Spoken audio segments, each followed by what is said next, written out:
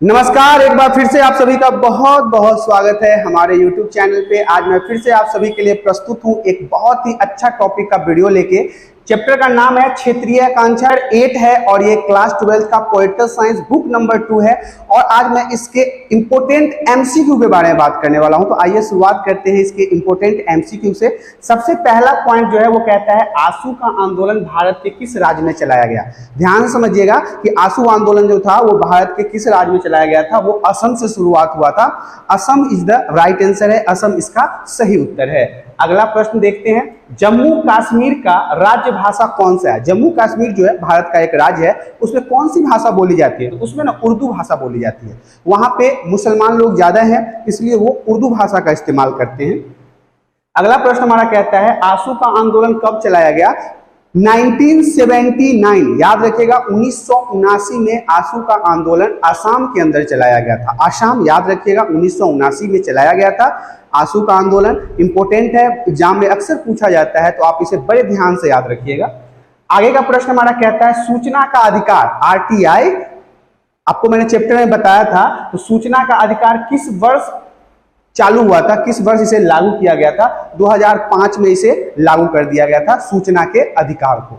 अगला प्रश्न देखते हैं, सिक्किम का भारत में विलय कब हुआ। सिक्किम जो राज्य है भारत का, उसका विलय कब हुआ भारत के अंदर। तो वो हुआ था 1975 ईस्वी में, 1975 ईस्वी में हुआ था। अगला प्रश्न हमारा कहता है क्षेत्रीय दलों के शक्तिशाली होने से भारत में संघवाद का कौन सा प्रतिमान उभर रहा है। तो देखिए, इस जब से ये क्षेत्रीय दल का शक्तिशाली हुए हैं, सक्रिय हुए हैं अपने अपने क्षेत्रों में, तब से सौदेबाजी वाला संघवाद आ गया है। लोग सौदेबाजी करते हैं सरकार के साथ, केंद्र सरकार के साथ सौदेबाजी जैसा चीजें रखते हैं, इसलिए इसे हम सौदेबाजी वाला संघवाद के नाम से जानते हैं।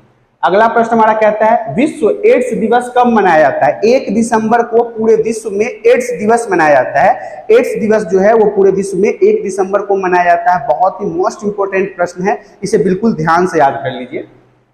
अगला प्रश्न हमारा कहता है अनुच्छेद 371 ए, अनुच्छेद 371 ए किस राज्य से संबंधित है। नागालैंड से।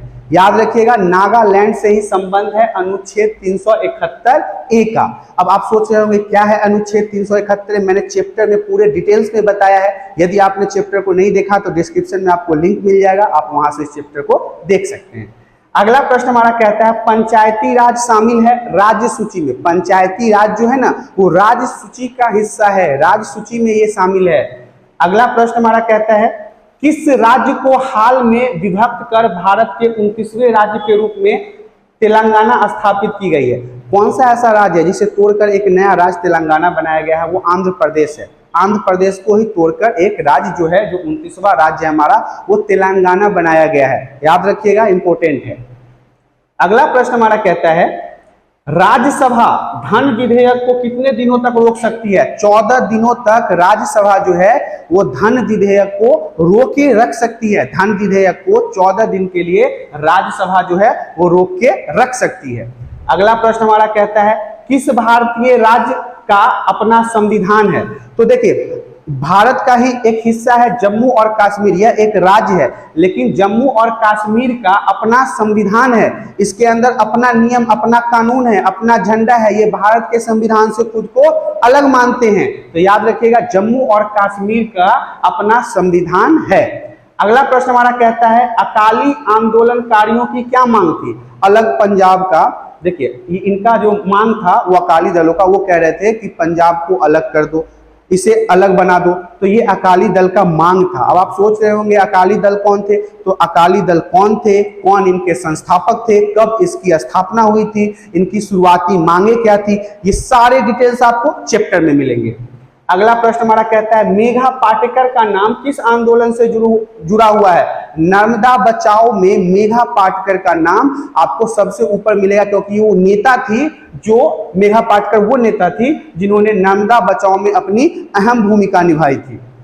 अगला प्रश्न कहता है बोडोलैंड स्वायत्ता शासी परिषद किस राज्य में स्थित है। ये असम में है। याद रखिएगा बोडोलैंड स्वायत्ता शासी जो है वो असम से इसका रिश्ता है। असम में ये परिषद है और ये असम राज्य का ही हिस्सा है।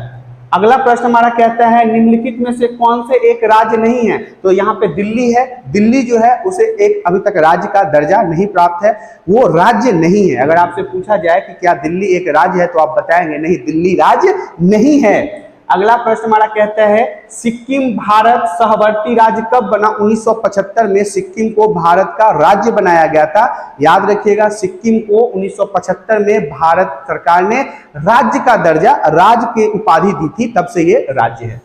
अगला प्रश्न है AIADMK किस राज्य से की क्षेत्रीय पार्टी है? तमिलनाडु की। तमिलनाडु की एक क्षेत्रीय पार्टी है जिसका नाम है AIADMK। ये बहुत इंपॉर्टेंट है और ये बहुत ज्यादा प्रचलित भी है और बहुत ज्यादा मजबूत भी है तमिलनाडु के अंदर, इसलिए आप इसको याद कर लीजिएगा कि ये पार्टी जो है वो तमिलनाडु के क्षेत्रीय पार्टी में आती है। अब आप सोच रहे होंगे कि क्षेत्रीय पार्टी क्या होता है, क्षेत्रवाद क्या होता है, तो ये सारे डिटेल्स आपको चैप्टर में मिलेंगे। यहाँ पे हम MCQ के बारे में बात कर रहे हैं। अगला प्रश्न हमारा कहता है किस आंदोलन ने आंध्र क्षेत्र के लिए स्वायत्त प्रदेश की मांग की थी? तेलंगाना आंदोलन जब हुआ ना तो इन्होंने क्या किया, कहा कि आंध्र प्रदेश के लिए स्वायत्त प्रदेश की मांग की थी। किसने? तेलंगाना आंदोलन ने। याद रखिएगा, पूछा भी गया है 2 साल पहले ये प्रश्न, इसलिए इंपॉर्टेंट है। अगला प्रश्न कहता है भारत के संविधान में पहला संविधान संशोधन किस वर्ष हुआ? भारत का जो कॉन्स्टिट्यूशन बना, संविधान बना, उसमें पहला बार उसके अंदर जो है संशोधन वो 1951 में हुआ था। 1951 में ही पहला संशोधन भारतीय संविधान में किया गया था। अगला प्रश्न कहता है भारतीय संविधान के किस भाग को संविधान की आत्मा कहा जाता है? प्रस्तावना को। बहुत इंपॉर्टेंट है, वेरी इंपॉर्टेंट, कि भारतीय संविधान के आत्मा किसको कहा जाता है? तो वो प्रस्तावना को कहा जाता है। अगला हम बढ़ते हैं, संविधान द्वारा किस भाषा को राजभाषा का दर्जा दिया गया? संविधान जो है हमारा भारतीय संविधान, उसमें कौन सा ऐसा लैंग्वेज है, कौन सी ऐसी भाषा है जिसे राजभाषा का दर्जा दिया गया है? हिंदी हमारे राजभाषा है। इसे आप राष्ट्रीय भाषा भी कह सकते हैं क्योंकि भारत के लिए हिंदी जो है वो राजभाषा का दर्जा रखता है।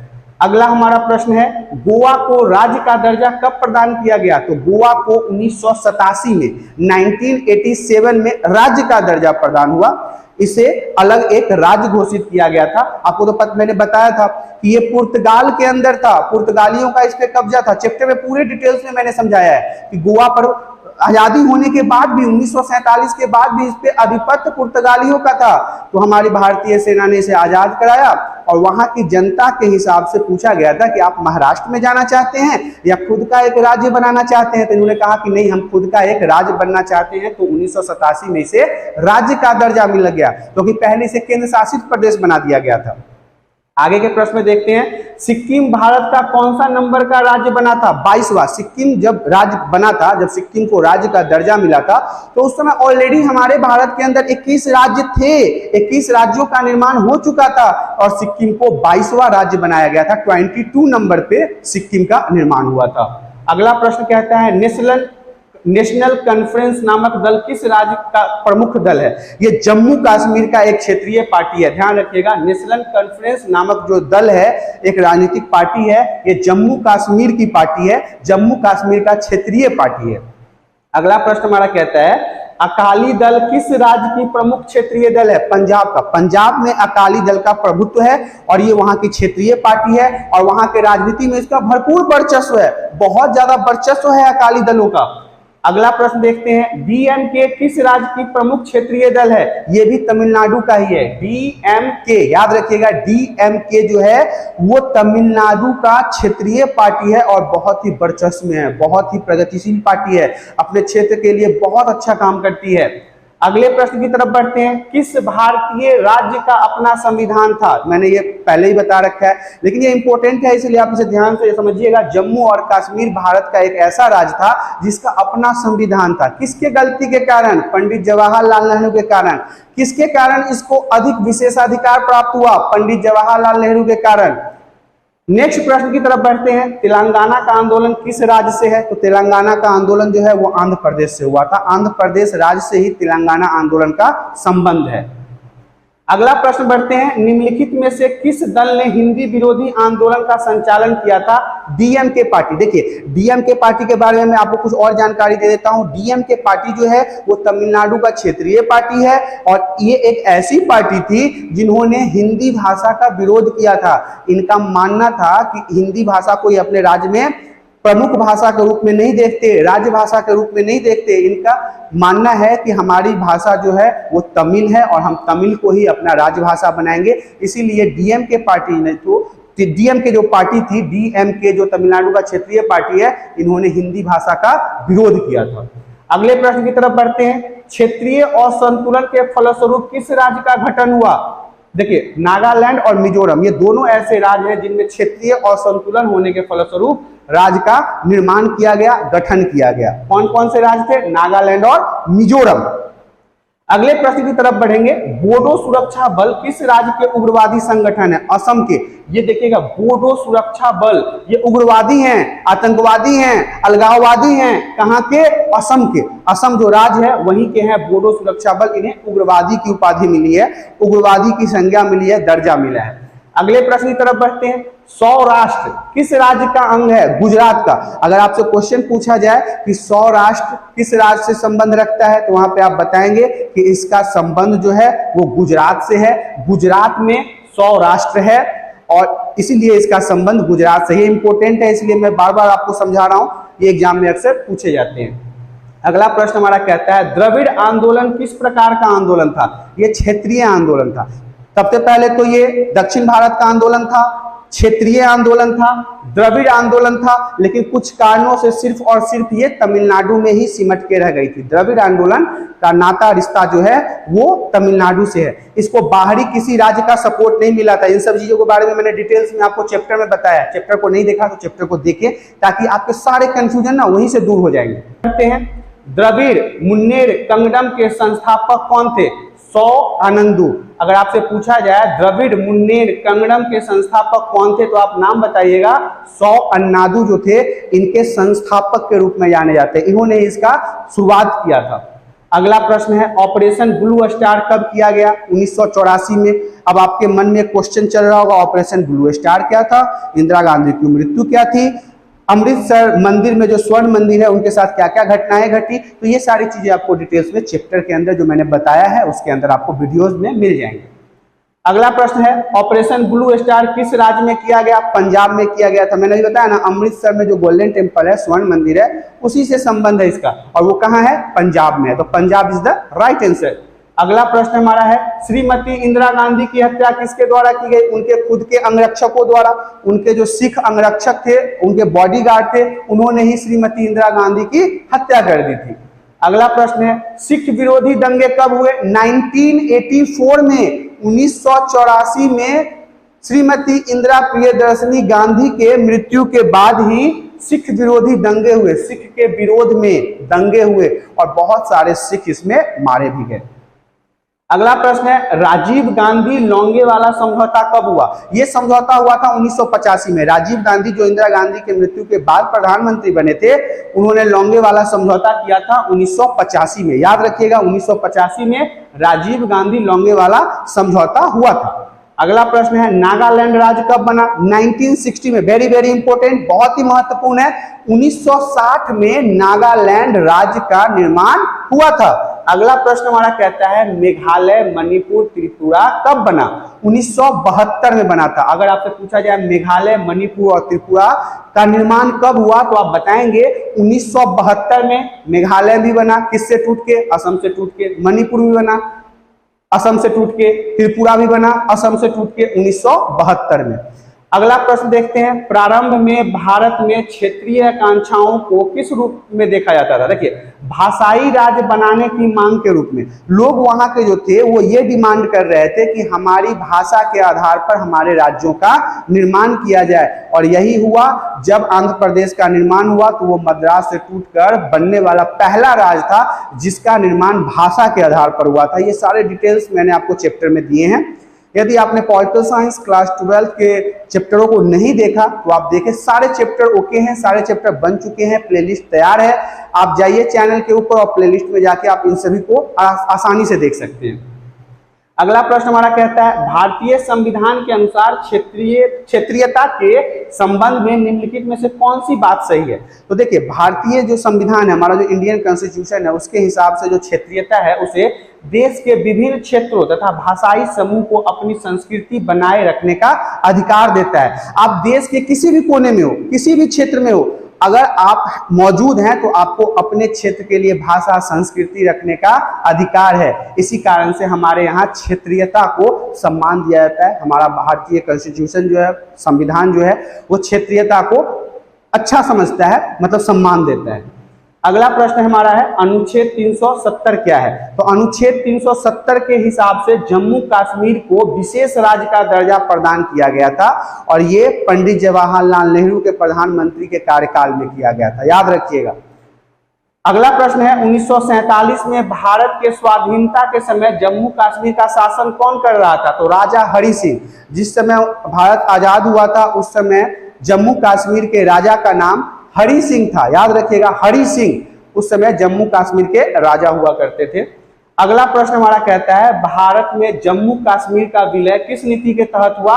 इंस्ट्रूमेंट ऑफ एक्सेशन, याद रखिएगा, इंस्ट्रूमेंट ऑफ एक्सेशन के कारण ही जम्मू कश्मीर का विलय हमारे भारत में हो गया था। इसके पीछे भी एक कहानी है, चैप्टर मैंने उस कहानी को समझाया है कैसे हरि सिंह ने विलय किया था। ऐसे नहीं मान रहा था हरि सिंह, वो खुद को अलग रखने की बात कर रहा था, लेकिन जब पाकिस्तान ने उसमें डंडा दिया तो वो भारत से मदद मांगा और भारत ने शर्त रख दी कि तुम मेरे में विलय हो जाओ, मैं तुम्हारे लिए मदद करूंगा, सेना भेज दूंगा।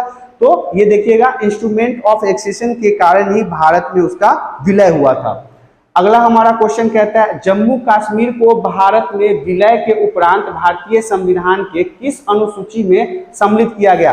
प्रथम अनुसूची में जम्मू कश्मीर के विलय होने के बाद उसे किस अनुसूची में लाया गया, प्रथम अनुसूची में, याद रखिएगा। जम्मू कश्मीर को भारत में विलय के उपरांत भारतीय संविधान के प्रथम अनुसूची में इसे लाया गया था। अगला प्रश्न हमारा कहता है 7 बहनों का राज्य का क्या अर्थ है। तो 7 बहन कहने का मतलब है पूर्वोत्तर के 7 राज्य। हमारे भारत के नक्शे में जो पूरब में 7 राज्य हैं, बहुत ही महत्वपूर्ण राज्य, उन्हें हम 7 बहनों के नाम से भी जानते हैं, इसीलिए इसे हम 7 बहनों का दर्जा देते हैं। अगला प्रश्न हमारा कहता है क्षेत्रवाद का एक परिणाम क्या है। अपने क्षेत्र से लगाव। देखिए अपने क्षेत्र से लगाव होने के लिए इसे हम क्षेत्रवाद कहते हैं। जिस व्यक्ति को अपने खास, अपने क्षेत्र, अपने भाषा, अपने संस्कृति से बहुत ज्यादा लगाव होता है उसे हम क्षेत्रवाद के नाम से जानते हैं। अब देखिए हमारा ये पूरा चैप्टर है, इसके जितने भी इंपॉर्टेंट एमसीक्यू हैं वो समाप्त हो चुके हैं। मैंने सारे एमसीक्यू को अच्छे से समझा दिया। यदि आपको किसी एमसीक्यू को समझने में दिक्कत या परेशानी हो रही है तो आप हमें कमेंट करके बता सकते हैं। साथ ही साथ यदि वीडियो आपको पसंद आती है तो आप वीडियो को लाइक करें। चैनल पे पहली बार आए हैं तो चैनल को सब्सक्राइब कर लें। फिर मैं आपके साथ मिलूंगा नेक्स्ट वीडियो में, तब तक के लिए धन्यवाद।